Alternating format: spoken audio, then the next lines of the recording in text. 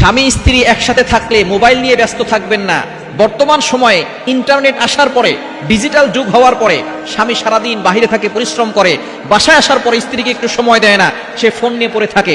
আবার অনেক স্ত্রীরাও এমন রয়েছে যে একসাথে আছে, তারপরে দুইজন দুই পাশে মোবাইল নিয়ে পড়ে আছে। এদিকে সন্তানের কি হচ্ছে তার কোনো খোঁজ খবর নাই, সংসার কি হচ্ছে তার কোনো খোঁজ খবর নাই। খবরদার, স্ত্রী স্বামীকে সময় দিবে, স্বামী স্ত্রীকে সময় দিবে।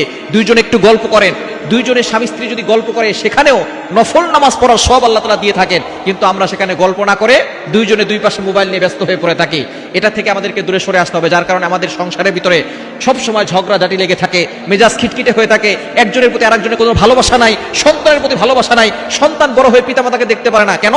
ওই যে ছোটবেলায় আপনি মোবাইল নিয়ে সন্তান নিজে পড়েছিলেন, সন্তানকে দেখাশোনা করেন নাই। এখন সন্তান বড় হয়ে সেও মোবাইল নিয়ে পড়ে থাকে, আপনাকে দেখাশোনা করে না। এজন্য আসুন, এই মোবাইলকে আপনি ব্যবহার করেন, কোনো সমস্যা নাই, তবে অবশ্যই পরিবারকে সময় দেন, স্ত্রীকে সময় দেন, আপনার সংসারে সময় দেন। তাহলেই ওই সংসারে বরকত আসবে, ওই সংসারে আল্লাহ তাআলা সুখের ব্যবস্থা করে দিবে।